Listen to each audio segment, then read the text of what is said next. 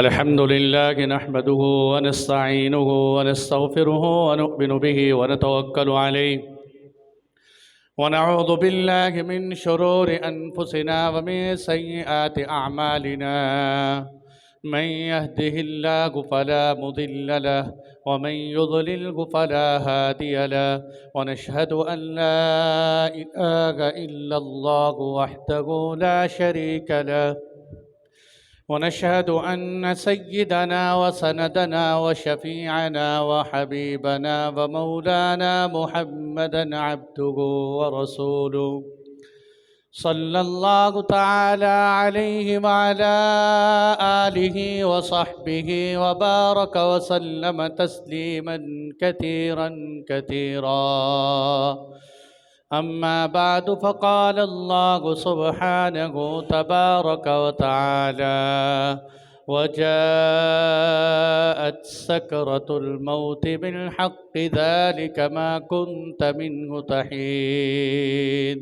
وقال الله سبحانه تبارك وتعالى: كل نفس ذائقة الموت وإنما توفون أجوركم يوم القيامة، فمن زحزح عن النار وأدخل الجنة فقد فاز، وما الحياة الدنيا إلا متاع الغرور.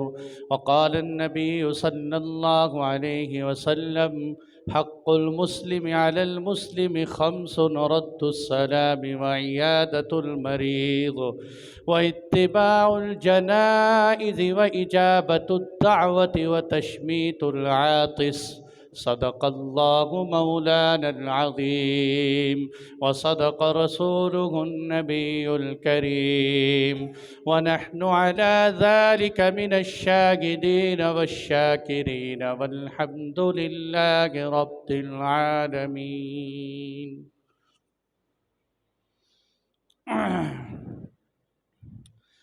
محترم سامعین کرام، گزشتہ جمعے مریض کی عیادت، بیمار پرسی کے فضائل اور آداب اور چند مسنون دعائیں آپ حضرات کی خدمت میں بیان کی تھیں۔ آج کی اس نشست میں اسی موضوع کو آگے بڑھاتے ہوئے مرض الموت کی شکلیں اور صورتیں اور ان کے پاس رہنے والوں کو کن باتوں کا اہتمام کرنا چاہیے، اسی طرح میت کے غسل اور جنازے سے متعلق چند باتیں قرآن و سنت کی روشنی میں عرض کروں گا۔ اللہ جل جلالہ سے دعا ہے کہ وہ مجھے صحیح گفتگو کرنے کی اور ہم سب کو اسلامی تعلیمات کے موافق زندگی بسر کرنے کی توفیق عطا فرمائے۔ میرے دوستو،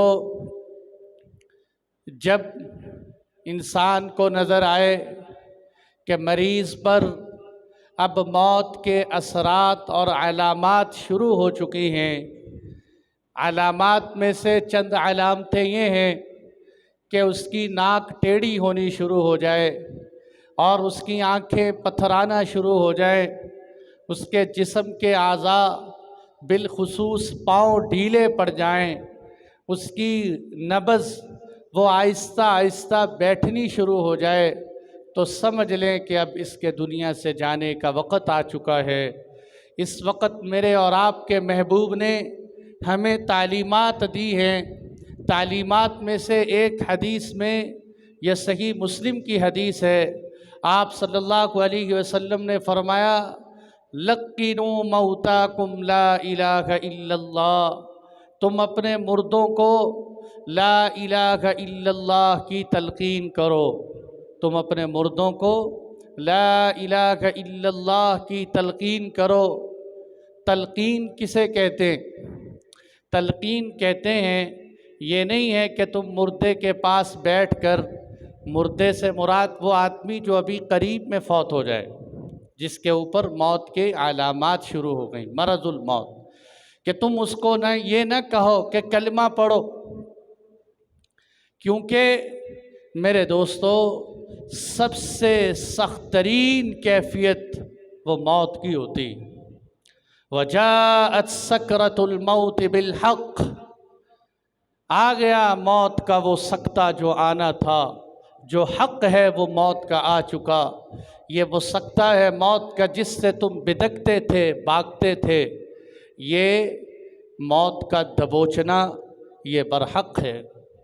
बल्कि हज़रत अमर बिन आस एक सहाबी हैं, बड़े पाए के सहाबी हैं, फ़ातिह मिस्र कहा जाते हैं। कहा करते थे कि काश कोई अक्लमंद आदमी फौत हो और मैं उसके करीब हूँ, मैं उससे पूछूं कि बता मौत के आने की सख्ती कैसी होती।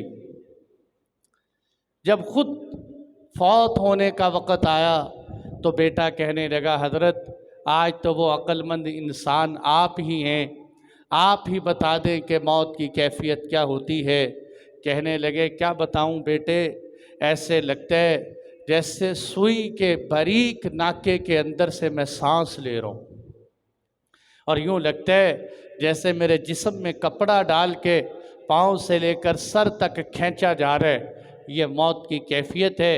इसलिए दुनिया के अंदर इंसान को जितनी तकलीफ़ें आईं वो सारी एक तरफ रख दी जाएं, एक मौत की तकलीफ़ एक तरफ।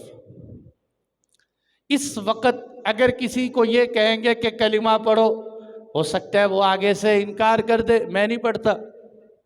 इसीलिए उसका तरीक़ा क्या है कि उसके पास बैठकर कलिमा पढ़ना शुरू कर, उसके पास पढ़ता रहे।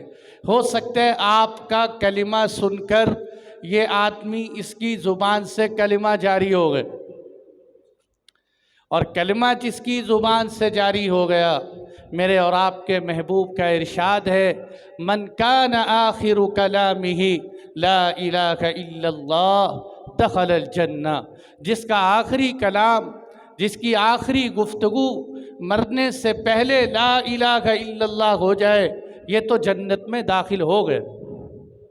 अल्लाह से दुआ है कि अल्लाह ताला हम सबको इन मुश्किल घड़ियों में कलिमा नसीब फरमाए। ये मेरे दोस्तों, कहना बहुत आसान है कि मैं तो पढ़ लूँगा कलिमा, क्या बात है। कराची में एक आदमी बस का कंडक्टर जा रहा है, वहाँ आपस में बसों के मुकाबले चलते रहते। एक बस जब दूसरी बस को टकराव करने लगी, पास से गुजरी, तो उनकी टक्कर हुई। जो कंडक्टर था वो बस के बीच में पिस गया, और जब वो सवारी रुकी तो उस कंडक्टर को उतारा गया, और उसका आखिरी वक़्त है। उसे लोग पास खड़े कह रहे हैं कलिमा पढ़ ले, कलिमा पढ़ ले, लेकिन वो बेचारा कलिमा पढ़ने की बजाय, चूँकि आगे गाड़ी का स्टेशन फाटक था, वो कह रहे फाटक फाटक फाटक फाटक। इसी के अंदर उसकी रूह परवास कर गई। कलिमा ला इलाहा इल्लल्लाह ज़ुबान पे उस वक़्त जारी होते जब कलिमे के मुवाफ़िक़ ज़िंदगी बसर की जाए, वरना बहुत से भाइयों को मरते वक़्त गालियाँ देते हुए भी मरते हुए देखे। अल्लाह हिफाजत फरमाए। इसलिए कहा करता हूँ, सबसे ख़तरनाक हैं वो लोग जो सफ़र के अंदर गाड़ियों में म्यूज़िक और गाना चलाते हैं, कि सफ़र तो है ही मौत का सामने, कि आदमी किसी गाड़ी से टकराया और उधर जनाब एक्सीडेंट हुआ, फरिश्ता इसकी रूह निकाल रहे और इसके पास गाने चल रहे हैं, गाने सुनते सुनते दुनिया से जा रहे। इसीलिए फरमाया, मन कान आखिरु कलामिही ला इलाहा इल्लल्लाह दखलल जन्ना। हज़रत इब्ने अब्बास फरमाया करते थे कि अल्लाह के महबूब ने इरशाद फरमाया, जब तुम्हारा बच्चा बोलने लगे तो उसको ला इलाहा इल्लल्लाह सिखाया करो। बच्चे को इब्तिदाई, देखो हम अम्मा सिखाते हैं, अब्बा सिखाते हैं, हालांकि अगर देखा जाए लफ्ज़ अल्लाह और अब्बा का वज़न एक जैसा ही। अगर बच्चा अब्बा कह सकता है तो अल्लाह भी तो कह सकता है, लेकिन अब्बा सिखाया जाता है, अल्लाह नहीं सिखाया। फरमाया अपने बच्चों को इब्तिदा में ही ला इलाहा इल्लल्लाह सिखाओ, और जब तुम्हारे जाने का वक़्त आए मरीज़ के पास बैठकर ला इलाहा इल्लल्लाह कहो, کہ جس کا اول کلمہ لا الہ الا اللہ ہو گیا، جس کا آخر کلمہ لا الہ الا اللہ ہو گیا، وہ جتنا بھی جیتا رہے اللہ اس کے کسی گناہ کا سوال ہی نہیں کرے۔ تو کتنی بڑی فضیلت کی بات۔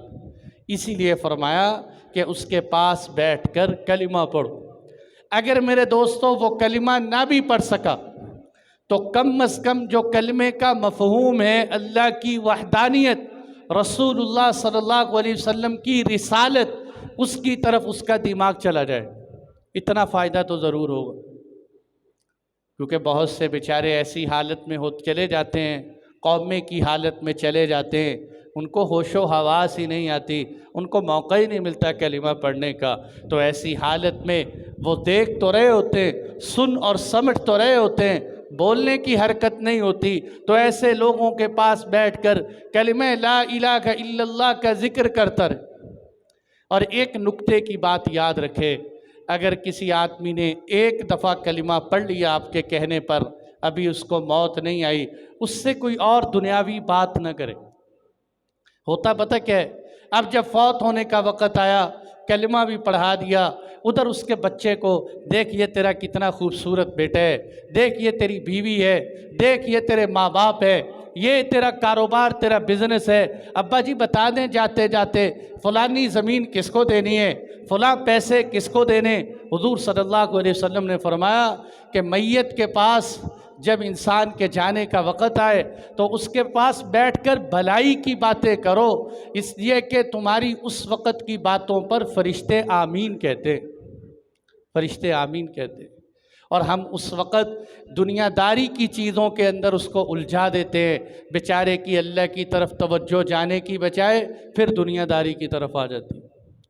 حضرت عبداللہ بن مبارک رحمۃ اللہ علیہ کلمہ پڑھ لیا آخری وقت میں، وہ پاس والا کوئی زیادہ ہی بزرگ آدمی تھا، وہ پھر کہنے لگا لا الہ الا اللہ، پھر کہہ رہا، ان کا بس کر ایک دفعہ پڑھ لیے، اب کافی۔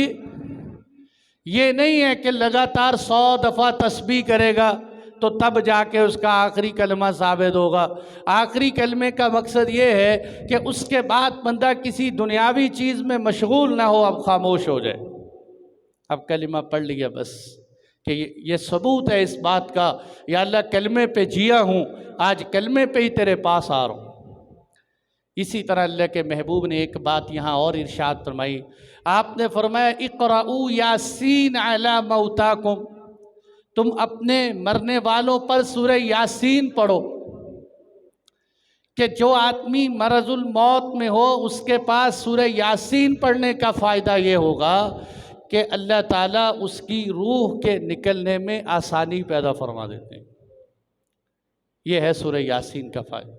اور بعض علماء نے کہا لِكُلِّ شَيْءٍ قَلْبٌ وَقَلْبُ الْقُرْآنِ سورۃ یاسین، ہر چیز کا ایک دل ہوتا ہے، قرآن کا دل سورہ یاسین ہے، انسان کا دل اللہ کی طرف متوجہ ہو جائے، اس لیے اس کو قرآن کا دل سنایا جاتا ہے تاکہ اس کا دل اللہ کی طرف متوجہ ہو۔ اور میرے دوستو، جب پتہ چلا کہ اب تو جانے والا دنیا سے جا چکا ہے تو فوراً کہے انا للہ و انا الیہ راجعون، اور اس کے بعد عقل مندی کا بات یہ ہے کہ فوراً اس کی آنکھیں بند کرے، اس کی آنکھیں بند کرے آہستہ سے، اور اگر ہو سکے یہ دعائیں آتی ہوں تو دعائیں پڑھے، بسم اللہ و باللہ وعلی ملت رسول اللہ، اللہم یسر علیہ امرہ وسہل علیہ بعدہ، اے اللہ اس پہ آگے کے معاملات آسان فرما دے، اور اللہ کے نام پہ اس کی آنکھیں بند کر دے، اس کے اعضاء اس کو قریب کر دے، ان کو ڈھیلا کر کے ہو سکے تو قریب کر کے، اس لیے کہ بہت سے بیچارے یہ باتیں جانتے نہیں، مریض کے اعضاء جہاں ہیں وہیں پڑے رہتے ہیں، رونا پیٹنا گھر میں شروع ہو جاتا ہے، وہ اعضاء سخت ہو جاتے ہیں، اور جب غسل کی باری آتی ہے تو ان اعضاء کو موڑنے کی کوشش کی جاتی ہے، وہ مڑتے نہیں۔ اسلام نے ہمیں قدم قدم پہ رہنمائی کی کہ اس کے اعضاء کو قریب کر دو، اس کی آنکھیں بند کر دو، اور ایک کپڑا لے کے اس کی ٹھوڑی کے نیچے سے اوپر دونوں سروں کو لے کے سر پہ باندھ دو، اس کا منہ اچھی طرح سے بند کر دو، اس کا چہرہ قبلے کی طرف پھیر دو تاکہ اس کا رخ قبلے کی طرف ہو جائے۔ اور دونوں پاؤں کو اکٹھا کرے، دونوں پاؤں کو اکٹھا کر کے باندھ دے، اس طرح آپ کی میت صحیح سالم ہو جائے۔ اور اگر ہو سکے، اکثر میتیں ناپاک ہو جاتی ہیں کہ آدمی کے اوپر موت کے حالات بڑے خطرناک ہوتے ہیں، ہو سکے تو ایک خوبصورت اچھی چادر لے کے اس کے اندر میت کو لپیٹ، کہ حضور صلی اللہ علیہ وسلم کو یمنی چادر میں لپیٹا گیا، ان کو یمنی چادر اللہ کے محبوب کو دی گئی، کوئی صاف ستھری چادر لے کے لپیٹ۔ اب میرے دوستو، جتنا ہو سکے صبر کا مظاہرہ کر۔ یہ وہ وقت دیکھیں، شریعت نے رونے سے منع نہیں کی۔ حضور صلی اللہ علیہ وسلم اپنے بیٹے ابراہیم کے فوت ہونے پر بے حد روئے۔ صحابہ کہنے لگے، اللہ کے نبی آپ تو ہمیں صبر سکھاتے ہیں، آج آپ خود رو رہے۔ آپ صلی اللہ علیہ وسلم نے فرمایا، ابراہیم کی جدائی پر میرا دل غمگین ہے، میری آنکھوں سے آنسو بہہ رہے ہیں، یہ میرے بس میں نہیں۔ حضرت حمزہ کی وفات پر، شہادت پر اللہ کے محبوب بے حد روئے۔ 70 قرہ کے شہید ہونے کی جب میرے محبوب کو خبر ملی، اللہ کے نبی کو بے حد صدمہ پہنچا۔ لیکن یہ رونا ایک فطرتی چیز، بہت سارے لوگ کہتے ہیں نہیں رونا ہی نہیں چاہیے، یہ تو ایک فطرتی چیز ہے کہ آدمی کو اپنے رشتوں پہ، اپنے تعلقات پہ، اپنے متعلقین پہ رونا آتا ہے۔ اتنا پتھر دل بھی انسان کو نہیں ہونا چاہیے کہ رونے والا اس کی آنکھ سے آنسو ہی نہ بہے، یہ تو دل کی سختی، یہ ایک فطرتی چیز۔ لیکن میرے دوستو، نوحہ کرنا، چیخے مارنا، گلا پھاڑ دینا، سینے پہ ہاتھ مارنا اور یہ کہنا کہ او ہو تو مر گیا، تو بڑا سخی آدمی تھا، تو پہاڑ تھا، تیرے اندر اتنی صفات تھی، تو چلا گیا، تیرے بعد اب کون ہوگا، کاش تو نہ مرتا، میں مر جاتا، ہمارے گھر میں مصیبت آنی تھی، پتہ نہیں ہمارے کیا۔ یہ اللہ معاف فرمائے، ایسے ایسے بول ہیں، ایسے ایسے بول ہیں۔ حضور صلی اللہ علیہ وسلم نے اس میں فرمایا، لیس منا، بخاری کی حدیث ہے، لیس منا من شق الجیوب، لیس منا من ضرب الخدود وشق الجیوب ودعا بدعوى الجاہلیہ۔ آپ نے فرمایا وہ ہم میں سے نہیں جو گریبان پھاڑے، جو چہروں پہ تھپڑ مارے، جو جاہلیت کے دعوے کرے، وہ ہم میں سے نہیں۔ اسی لیے حضور صلی اللہ علیہ وسلم جب عورتوں سے بیعت لے رہے تھے، اسپیشل بیعت اللہ کے محبوب نے اس بات کی بھی لی کہ تم عورتیں نوحہ نہیں کرو، نوحہ نہیں کرو۔ ایسے میت کے فوت ہونے پہ الفاظ کہے جاتے ہیں، اللہ معاف کرے، یوں لگتے ہیں جیسے یہ دائرہ اسلام سے خارج ہو گئے، اللہ کی ذات پہ شکوے۔ میرے دوستو، دکھ حالات آتے، حضور صلی اللہ علیہ وسلم کو پتہ چلا کہ آپ کی بڑی بیٹی حضرت زینب کے بیٹے فوت ہو گئے، نواسے فوت ہو گئے۔ آپ صلی اللہ علیہ وسلم نے کیا فرمایا؟ ان للہ ما اخذ ولہ اعطا وکل شیء عندہ باجل مسمی۔ اللہ نے دیا تھا، اللہ نے واپس بلا لیا، اللہ کی امانت تھی، اور ہر ایک نے دنیا سے جانا ہے، ہمارے بھی جانے کا وقت۔ یہ ہے اصل بات۔ اس موقع پر صبر کا مظاہرہ کر کہ اس موقع پر، بلکہ اللہ معاف فرمائے، ایک حدیث میں تو بڑی سخت وعید آئی۔ آپ صلی اللہ علیہ وسلم نے فرمایا، 4 چیزیں جو پہلی امتوں میں بھی رہی، میری امت میں بھی رہیں گی، وہ 4 جاہلیت کی باتیں یہ ہیں کہ میری امت بھی حسب پر فخر کرے گی اور ایک دوسرے کو نسبوں کے تانے دے گی، میرا نسب اعلیٰ، تیرا نسب کمزور، میری برادری اعلیٰ، تیری برادری کمزور، برادریوں کی اونچ نیچ، میری ذات بڑی، تیری ذات چھوٹی، یہ حسب نسب کے تانے دیں گے ایک دوسرے۔ تیسرے نمبر پر فرمایا، یہ ستاروں کو دیکھ دیکھ کے بارشوں کا حساب لگائیں گے۔ چوتھے نمبر پر فرمایا کہ یہ نوحے کریں گے، یہ چیخیں گے میت کے اوپر، یہ آہو بکا کریں۔ اور حضور صلی اللہ علیہ وسلم نے جو وعید سنائی، آپ نے فرمایا اگر کوئی عورت نوحہ کرنے کی عادی ہو اور وہ بغیر توبہ کے مر جائے، بغیر توبہ کے مر جائے، آپ نے فرمایا قیامت کے دن اللہ تعالیٰ اس کو گندک کا اور خارش کا لباس پہنائیں، یہ بغیر توبہ کے مر جائے۔ اس لیے اس سے توبہ کرنے کی بہت ضرورت۔ ایسے ہی بس بہت سے لوگوں کا فن ہوتا ہے، خود رو اوروں کو رلا دو۔ زندگی میں بلا مرنے والے کو کبھی سلام بھی نہ کیا ہو، اب فوت ہونے کے بعد ایسا رو رہے ایسا رو رہے، لگتا ہے اس کا حقیقی وارث یہی۔ وہ گھر میں بیٹھے اتنا نہیں رو رہے ہوتے جتنا یہ باہر رو رہے، اور رو بھی کیسے رہے، سڑک پہ دور دور تک آوازیں جا رہی۔ حضرت ام سلمہ رضی اللہ عنہ فرماتی ہیں کہ جب میرے شوہر ابو سلمہ فوت ہوئے تو میں نے نیت کر لی کہ کیونکہ مکے سے ہجرت کر کے مدینہ منورہ گئے، میں نے نیت کی کہ آج میں اپنے شوہر پہ اتنا روؤں گی کہ ضرب المثل بن جاؤں، پتہ چلے گا کہ ابو سلمہ سے ام سلمہ کی محبت ایسی تھی کہ ایسا روئیں۔ کیا بات؟ کہنے لگی کہ ابھی میں رونے کی تیاری کر رہی کہ ایک عورت اور آ گئی گھر میں، ہم نے کہا چلو مل کے روئیں۔ یہ آپ دیکھیں نا، کہیں جب میت رات کو فوت ہو جائے تو ساری رات گھر میں سناٹا ہوتا ہے، صبح کو جب امت آنا شروع ہو جائے تو رونے کی کیفیت بڑھ جاتی۔ پتہ نہیں رات کو درد اور غم کہاں رہا جو صبح کو درد اور غم کی کیفیت بڑھ گئی۔ کہنے لگے رونے کی تیاری شروع، ادھر سے ایک عورت اور آ گئی، ہم نے کہا چلو دونوں مل کے رونے لگے، ادھر سے حضور صلی اللہ علیہ وسلم آ گئے۔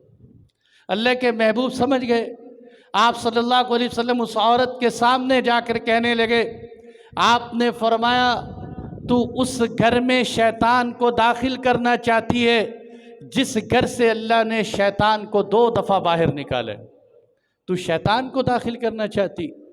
حضرت ام سلمہ فرماتی ہیں حضور کی بات سن کے میں تو چپ ہو گئے بیٹھ، اور آپ صلی اللہ علیہ وسلم نے فرمایا ام سلمہ یہ دعا پڑھ، اللہ تجھے اس کا بہترین بدل عطا فرمائیں گے۔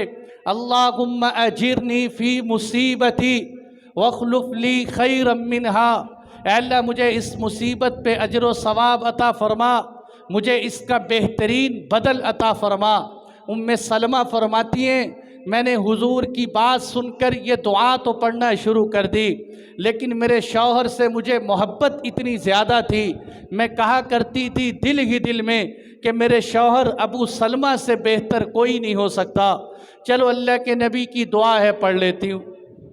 دعا پڑھنی شروع کر دی۔ ایک وہ وقت آیا کہ جب حضرت ام سلمہ کا نکاح حضور صلی اللہ علیہ وسلم سے ہو گئے، پھر کہنے لگی واقعی اللہ کے نبی نے سچ فرمایا تھا کہ جو یہ دعا کا اہتمام کرے گا اللہ اس کو اس سے بہتر بدل عطا فرمائیں گے، مجھے میرے شوہر ابو سلمہ کی بنسبت اللہ نے رسول اللہ عطا فرما دی۔ کتنی بڑی بات، حضور کی زوجہ ہونے کا شرف، امت کی ماں ہونے کا شرف حاصل ہو گئے۔ تو اس لیے میرے دوستو اس موقع پر اپنے رشتہ داروں کو سنبھالنا، ان سے یہ کہا جائے کہ رونے کی ممانعت نہیں ہے، لیکن ایسا رونا نہ روئیں کہ اللہ کی ذات ہم سے ناراض ہو جائے۔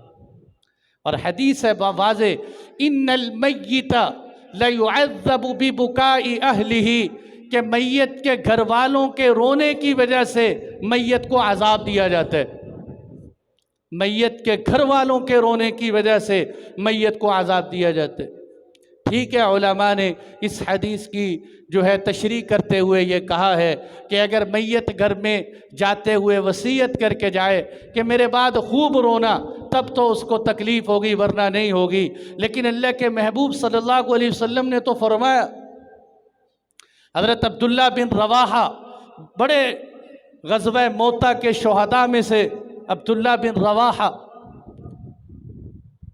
آپ کو بے ہوشی کی کیفیت ہوئی، گھر والی نے یہ سمجھا کہ یہ تو فوت ہو گئے، اور آپ کی بہن پاس بیٹھی ہوئی، بہن کہنے لگی واہ جبلا، آئے پہاڑ، آئے تو سخاوت کا سمندر، تیرے اندر یہ صفت یہ صفت یہ صفت۔ آپ کو بے ہوشی سے ہوشی آئی، کہنے ہوش میں آئے، کہنے لگے تمہیں پتہ ہے اے عمرہ تو جو الفاظ کہہ رہی تھی فرشتے مجھ سے کہہ رہے تھے عبداللہ بن رواحہ بتا کیا تو واقعی ایسا ہے جیسے تیرے گھر والے کہہ رہے ہیں؟ تیرے گھر والوں نے تو تعریفات کے پل باندھ دیے ہیں تیرے اوپر، اور ہم ویسے بھی مردہ پرست لوگ ہیں۔ ہم مردہ پرست لوگ کیسے ہیں؟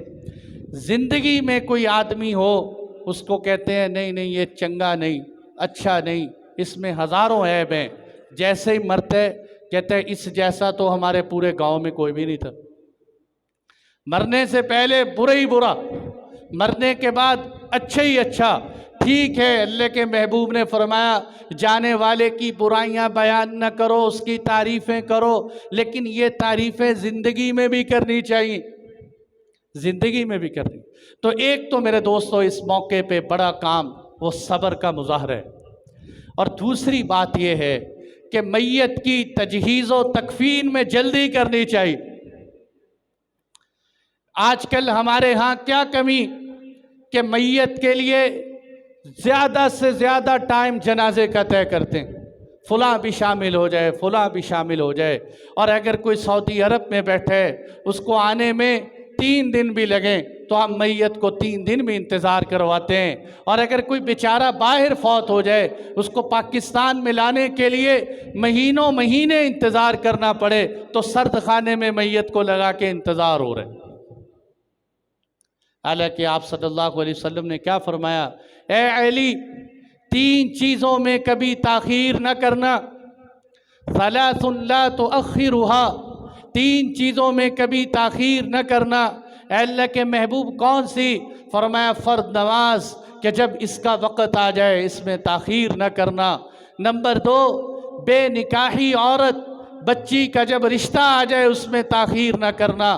تیسرے نمبر پر آپ نے کیا فرمایا کہ جب میت ہو جائے اب اس کے جنازے میں تاخیر نہ کرنا۔ ہم تو تاخیر، اتنی تاخیر، نیک سے نیک لوگ دیندار گھرانوں کا بھی یہ حال کہ بھئی اب اس میں تاخیر نہ کرو، اب اللہ کی امانت ہے اللہ کے حوالے کر دو۔ دیکھو اس میں شریعت کے ہر کام میں حکمتیں، خدا نخواستہ ایسے حالات اور ماحول ہو جاتے ہیں کہ اگر اللہ تعالیٰ میت کے اوپر آخرت کے حالات ظاہر کر دیں، اس کی نعش سے بو آنا شروع ہو جائے تو سگے بیٹے بھی نعش کے قریب نہیں جاتے۔ اس لیے اس وقت بہت بڑی بے عقلی ہے، صبر کر کے اللہ کے حوالے کر، بس اب اس کے سوا کوئی چارہ کار نہیں۔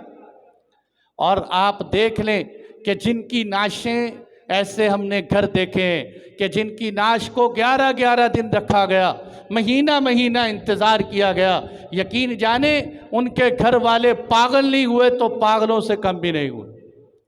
اتنے دن کون رو سکتے؟ فوت یہ اللہ کی طرف سے ایک نیچرل سسٹم ہے، جب بندہ اپنے گھر والے کو قبر میں دفن کرتے تو آہستہ آہستہ آہستہ آہستہ اللہ اس کو صبر دے دیتے، لیکن جب آدمی یہ طریقے سے ہٹ کر طریقہ اپناتا ہے تو اس کو صبر ہی نہیں آتا، وہ ہر وقت رو رہا ہوتا ہے، صبح و شام کھانا نہیں کھا رہا، رو رہے، وہ بیچارہ کوئی کام نہیں کر رہا۔ اب تو دنیا کے کام میں مصروفیت اتنی ہے، ہم لوگوں سے یہ کہتے ہیں 3 دن صبر کرو، لوگ کہتے ہیں 3 دن بھی صبر نہیں ہوتا، میرے گاہک ہیں، میری دکان ہے، میرا کام ہے، میرے معمولات ہیں، میں کیسے انتظار کروں؟ تو ایک مہینہ کیسے انتظار ہو؟ اس لیے بھائیو یہ جو ہے اس کے لیے تاخیر نہیں کرنی چاہیے، جتنا جلد۔ اور ایک اور چیز کی اصلاح کر دوں کہ غسل دینے میں ہمارے معاشرے میں سب سے زیادہ تاخیر ہوتی۔ ہمارے ہاں غسل کب دیا جاتا ہے؟ جب جنازے کا وقت ہو جاتا ہے، آدھا گھنٹہ پہلے جنازے کا وقت ہو گیا، اب میت کو غسل دے دیتے۔ میرے دوستو پوچھو علماء سے کہ جب تک میت کو غسل نہ دیا جائے میت ناپاک رہتی ہے۔ میت کے پاس آپ بیٹھ کر قرآن کی تلاوت نہیں کر سکتے، اس کے پاس بیٹھ کر آپ جو ہے قرآن نہیں پڑھ سکتے، سورہ یاسین نہیں پڑھ سکتے، آپ اس کو اتنی دیر ناپاک کیوں رکھتے ہو؟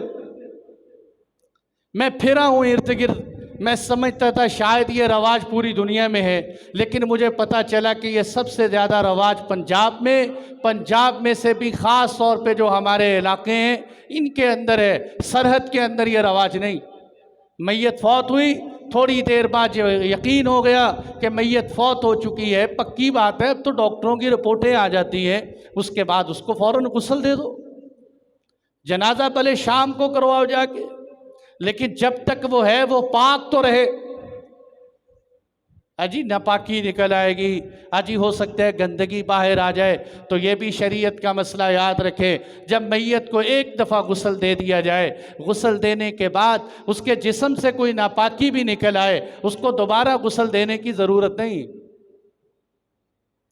اس لیے سب سے میں تو الحمدللہ میرا معمول یہ ہے، یہاں میرا بس چلتا ہو یا میرے گھرانے اور متعلقین میں سے کوئی ہو، میں تو سب سے پہلے اس کے غسل کی فکر کرتا ہوں۔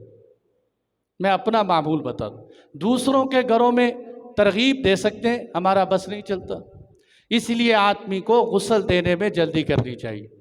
اور میرے دوستو ایک بات یہ یاد رکھیں، ہو سکے تو غسل دینے کے اندر فقیروں کو تلاش کرنے کی ضرورت نہیں، اس کو تلاش کرو، فلاں آئے گا غسل دینے کے لیے۔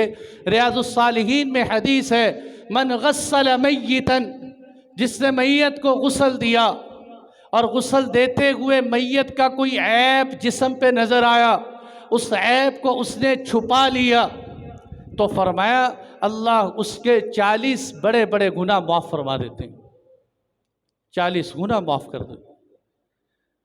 یہ بھی حدیث سے ہمیں پتہ چلا کہ میت کو غسل دیتے وقت اس کے جسم پہ کوئی عیب نظر آئے، چھپاؤ بتاؤ نہیں۔ عیب نظر آ گیا کہ جسم کا کوئی حصہ کالا ہو گیا، وہ ہارٹ اٹیک کی وجہ سے ہو گیا، اب یہ ایسا حضرت ہے باہر لوگوں کو بتاتا پھرتے فلاں میت کو میں نے غسل دیا، اس پہ تو اللہ کا عذاب نازل ہو گیا۔ ایسی ہلکی سوچ ہے ہماری۔ تو فرشتہ ہے یا پیغمبر ہے، تیرے پاس کون سی وحی آئی جس نے تمہیں بتایا کہ یہ عذاب ہے؟ موت کی ایک سختی ہوتی، موت کی۔ اما عائشہ صدیقہ رضی اللہ عنہ فرماتی ہے، میں حضور کے پاس تھی جب اللہ کے محبوب کی وفات کا وقت آیا، سرور دو عالم ہے، رحمت للعالمین ہے، موت کی سختی کی وجہ سے حضور کی پیشانی پہ پسینے آ گئے۔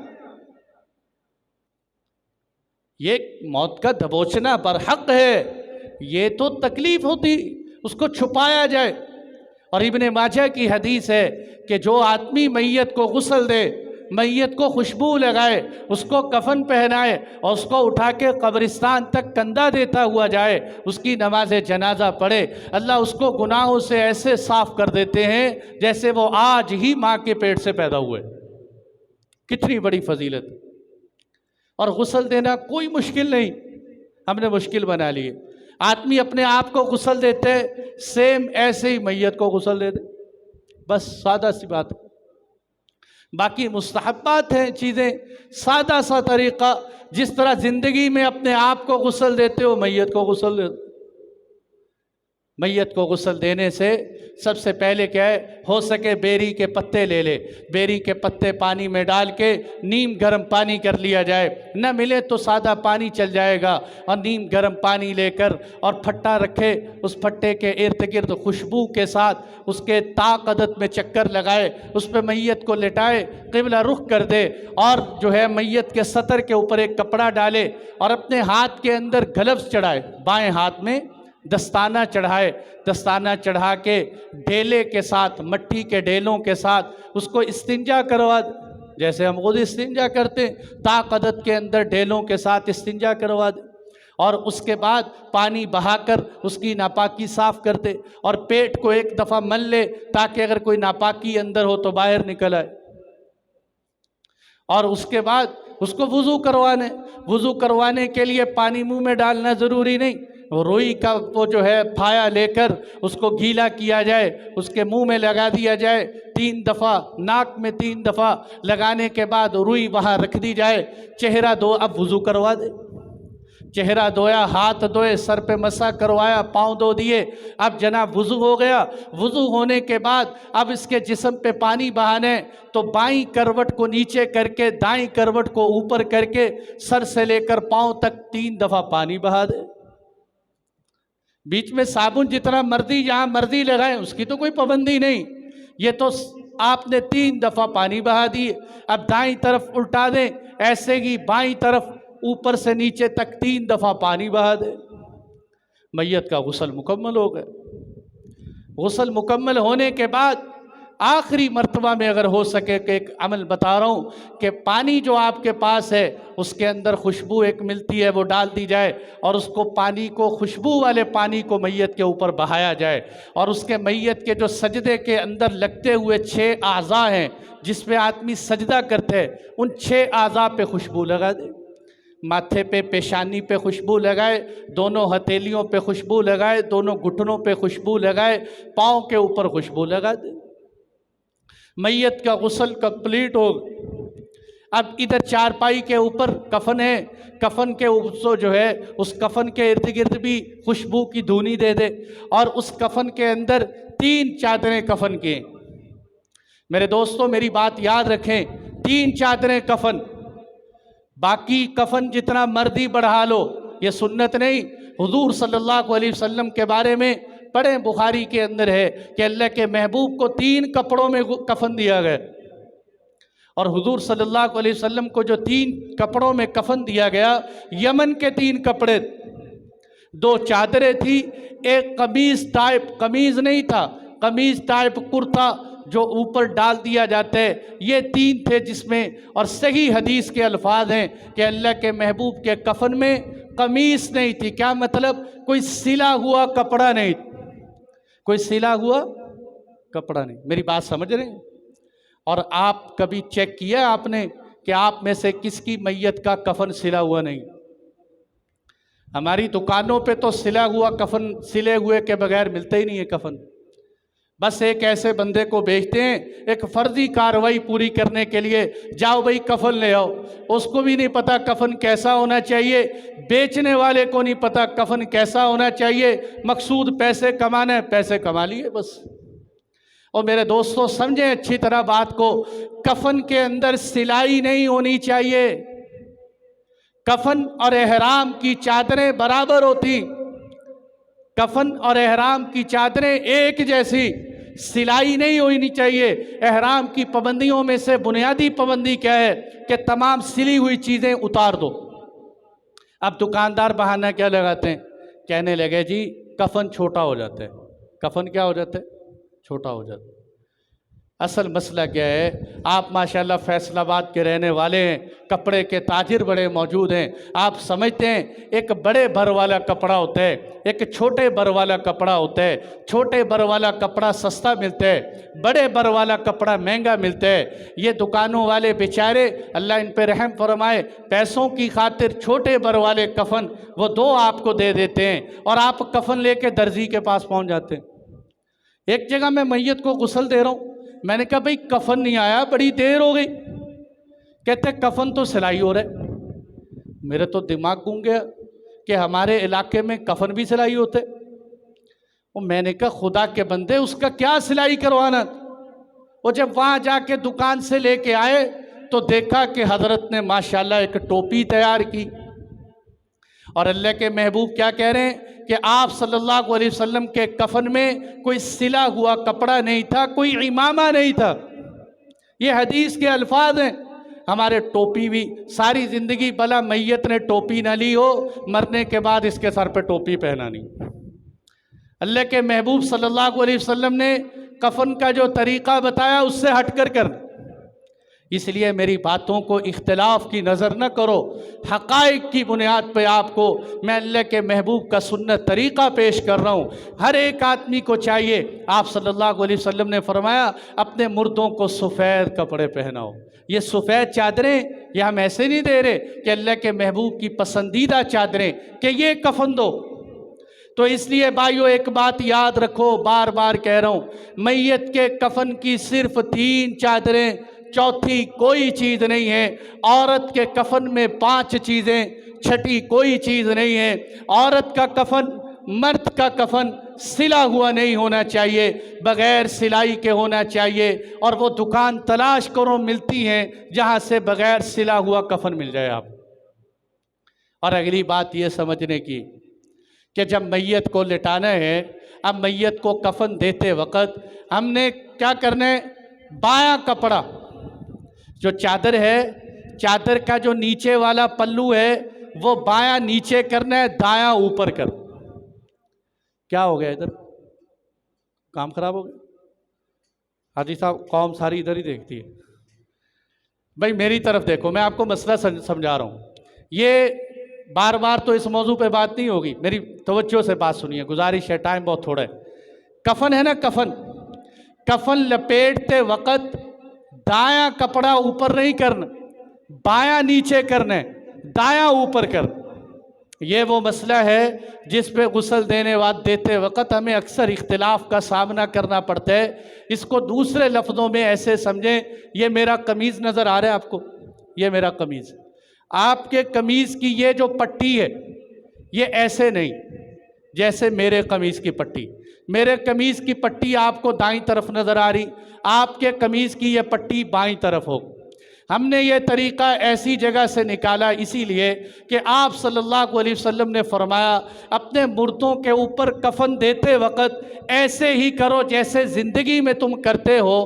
کیا مطلب؟ جیسے زندگی میں تم بائیں پہ دائیں کو فوقیت دیتے ہو، ایسے ہی کفن دیتے وقت بائیں پہ دائیں کو مقدم رکھو۔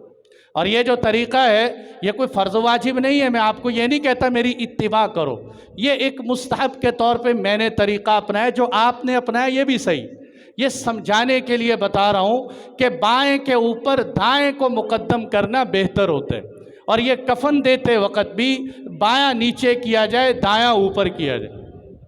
یہ جب اچھا یہاں ایک اور بات یاد رکھیں، کفن پہ خوشبو لگانا صحیح نہیں، خوشبو کفن پہ نہیں لگانی، خوشبو ہم نے میت کے اعضاء پہ لگانی۔ ایک اور غلطی ہوتی ہے کہ بہت سے لوگ میت کے ناخن کاٹنے شروع کر دیتے ہیں، بہت سے لوگ داڑھی کاٹ دیتے ہیں، بہت سے لوگ حجامت شروع کر دیتے ہیں، اور بہت سے لوگ اللہ معاف فرمائے زیر ناف بال بھی صاف کرتے ہیں۔ اور بھائی ایسا کسی کام کے کرنے کی کوئی اجازت نہیں۔ اب میت کے جتنے جسم کے حصے اور جتنی چیزیں، اب یہ سب کی سب جانے دو، اس میں سے کسی حصے کو اتارنے کا ہمیں کوئی حق حاصل نہیں، یہ سب کی سب باڈی اکٹھی دفن کی جائے۔ اب اس میں سے کوئی ایسے رد و بدل کرنے کی ضرورت نہیں۔ یہ میں نے میت کے غسل دینے کا طریقہ آپ حضرات کے سامنے رکھا، اور اس کے بعد ہو سکے تو غسل کفن دینے کے بعد جتنا جلد ہو سکے جنازے کے اندر شرکت کی جائے، جنازہ لے جایا جائے۔ جنازے کے اندر شرکت زیادہ سے زیادہ کرنی چاہیے۔ ایک تو اللہ کے محبوب نے فرمایا مسلمان کا مسلمان پہ حق یہ ہے کہ وہ جنازے کے اندر شریک ہوتا ہے۔ دوسرا، اللہ کے محبوب نے ایک بڑی بہترین حدیث ارشاد فرمائی۔ اچھا مزے کی بات ہے، اس حدیث کے راوی ہیں حضرت ابو ہریرہ۔ حضرت ابو ہریرہ رضی اللہ عنہ نے یہ حدیث سنائی۔ حدیث کیا سنائی؟ کہ جو آدمی میت کے جنازے کے ساتھ شریک ہو، جنازے کی نماز پڑھے اور پھر وہ اس کو دفن کرنے تک برابر شریک رہے، آپ صلی اللہ علیہ وسلم نے فرمایا اس کو 2 قیرات کے برابر ثواب ملتے، اور آپ نے فرمایا 1 قیرات احد پہاڑ کے برابر۔ یعنی جو آدمی جنازہ پڑھے، دفن کرے، اس کو 2 احد پہاڑ کے برابر ثواب ملے گا، اور فرمایا جو صرف جنازہ پڑھ کے واپس آ جائے اس کو 1 احد کے پہاڑ کے برابر ثواب ملتا ہے۔ حضرت ابو ہریرہ نے یہ حدیث سنائی، حضرت عبداللہ بن عمر، حضرت عمر کے بیٹے سامنے بیٹھے ہوئے، وہ کہنے لگے مجھے نہیں لگتا کہ اللہ کے نبی نے یہ فرمایا ہو۔ شک ہوا۔ شک کس بات پہ ہوا؟ کہ ایک چھوٹا سا عمل جنازہ پڑھنا، اس پہ اتنی بڑی فضیلت۔ کہنے لگے میں تصدیق کرتا ہوں۔ अम्मा आयशा रज़ी अल्लाह अन्हा के पास चले गए, क्या अल्लाह के नबी से आपने ऐसी कोई बात सुनी? अम्मा ने फरमाया अबू हुरैरा सच कहते हैं। अल्लाह के महबूब ने फरमाया जो जनाजा पढ़े और दफन तक शरीक रहे उसको 2 ओहद पहाड़ के बराबर सवाब मिलेगा। जो जनाजा पढ़ के वापस आए उसको 1 ओहद पहाड़ के बराबर सवाब मिलेगा। हज़रत अब्दुल्ला बिन उमर कहने लगे, आहा बड़े अफसोस की बात है, हमने तो बड़े ओहद पहाड़ों के बराबर सवाब ज़ाया कर दिए। आज आदमी जनाजा पढ़ने को रिश्तेदार है, जनाजा पढ़ो, महल्ले वाला है जनाजा पढ़ो, दुकानदार है साथ वाला जनाजा पढ़ो, कोई और फौत हो जाए उसको छोड़ दो। नहीं, जनाजे में शरीक होने के फ़ज़ाइल। और मेरे दोस्तों, बात समेटते हुए चलता हूँ कि जनाजे के अंदर जाते हुए ज़िक्र बुलंद आवाज़ से नहीं कि ज़ोर ज़ोर से ऊंची ऊंची बोलते हुए जाने की ज़रूरत नहीं। अच्छा, मैं बड़ा गौर करता रहा, अगर कोई गुस्सा ना करे मेरी बात का, अपने मुआशरे की अक्कासी करता हूँ। ये जो बेचारे कलमे शहादत कहते हुए जा रहे होते हैं, ये समझ में नहीं आती कि ये कलमे शहादत ज़िक्र के तौर पे कह रहे होते हैं या किसी से मैयत की चारपाई का कोना छुड़ाने के लिए कह रहे होते हैं। जब आपने कि चारपाई को पकड़ा हुआ ना, वो पास वाला आके कहता है कलमे शहादत, इसका क्या मतलब होता है? पीछे आ जा, मैं आ गया। वो आगे चारपाई पकड़ लेते, वो पकड़ी पीछे कलमे शहादत, वो छोड़ देता है, पीछे आगे पकड़। भाई हुजूर सल्लल्लाहु अलैहि वसल्लम से ऐसा कोई तर्ज मनकूल नहीं। अगर अल्लाह के महबूब ने किसी एक जनाजे को उठाते वक़्त या सहाबा किराम ने किसी एक जनाजे को उठाते वक़्त बुलंद आवाज़ से यूं कलमे शहादत पढ़ा हो तो मजमे से अपील है इस स्याहकार की इस्लाह फरमा दें। आज के बाद हम भी बुलंद आवाज़ से कलमे शहादत कहें। हमारा इख्तिलाफ ज़ात से नहीं, हमारा इख्तिलाफ इस बात से है कि जो काम अल्लाह के महबूब और सहाबा ने नहीं किया उसको छोड़ दो। क्योंकि 1400 साल बाद आज हम दीन को वैसे नहीं समझ सकते जिन पे बराह रास्त दीन उतर रहा था, जो अल्लाह के नबी के बराह रास्त शागिर्द थे, जो उन्होंने मनकूल किया बस उस पे चलो। और एक मौके पे वैसे भी सहाबा किराम गज़वे से वापस आते हुए ऊंची ऊंची आवाज़ से जिक्र कर, आप सल्लल्लाहु अलैहि वसल्लम ने फरमाया तुम किसको पुकार रहे हो? उन्होंने कहा अल्लाह ताला को पुकार रहे हो। आपने फरमाया क्या अल्लाह ताला बहरे, गूंगे, अंधे? तुम अल्लाह ताला को पुकार रहे हो जो दिलों में दौड़ते हुए ख्यालात को जानते। तुम आहिस्ता आवाज़ से जिक्र करो, अल्लाह ताला उसको भी जानते। तो जिक्र बिल खफ़ी, ये जिक्र बिल जहर से अफजल, वैसे भी अफजल। तो इसलिए भाइयों, इस वक्त क्या है, दिल ही दिल में ज़िक्र करता हुआ जाए, मौत को सोचता हुआ जाए, खलीफा हारून रशीद के बेटे के अशार सोचता हुआ जाए, या साहिबी ला तग़तरिर बितनाउमी फल उम्र यनफुदु वन नईम यज़ूलु व इदा हमलत इलल क़ुबूर जनाज़तन फ़अलम दी अन्नका बअदहा महमूलु। ऐ मेरे दोस्त, दुनिया की नेमतों से धोखे में ना पड़ना। आज तू जनाजा उठा के जा रहे, एक दिन तेरा भी जनाजा उठाया जाए, एक दिन इस चारपाई पे तू भी लेटा हुआ होगा। आज तू ऐलान सुन ले, फलां इब्ने फलां का जनाजा तैयार है, पढ़ने वाले कब्रिस्तान पहुंच जाए। कल तेरा ऐलान होगा कि तेरा जनाजा तैयार हो चुका है, पहुंचो इसके पीछे, सोचते हुए जाओ, इबरत हासिल करते हुए जाओ। और जनाजे के अंदर मेरे नबी ने हमें सिखाया कि जनाजे के आगे न चलो, आगे न चलो। आप सल्लल्लाहु अलैहि वसल्लम ने इससे मना फरमाया, आगे न चलो जनाजे। आपने फरमाया जनाजा मतबू है, ताबे नहीं। तुम जनाजे को आगे करो, खुद पीछे चलो जनाजे। अब एक आदत बन गई है बहुत से लोगों को, सवारी पे जाना है जनाजा पढ़ने के लिए। जो माजूर हैं, जो बीमार हैं, समझ में आती है, उनको तो शरीयत ने इजाज़त दी है। नौजवान हैं, सामने कब्रिस्तान जनाज़गाह है, खेलने के लिए पैदल जाते हैं, जनाजा पढ़ने के लिए मोटरसाइकिल पे जाते हैं। आप सल्लल्लाहु अलैहि वसल्लम ने चंद सवारों को देखा कि जो जनाजा पढ़ने के लिए सवारी पे जा रहे हैं। सुनो मेरे महबूब के अल्फाज, अल्लाह के महबूब की ज़िंदगी पे कुर्बान जाऊं, एक एक बात में हिकमत छुपी हुई। आपने फरमाया तुम्हें हया नहीं आती, ये मेरे नबी के अल्फाज।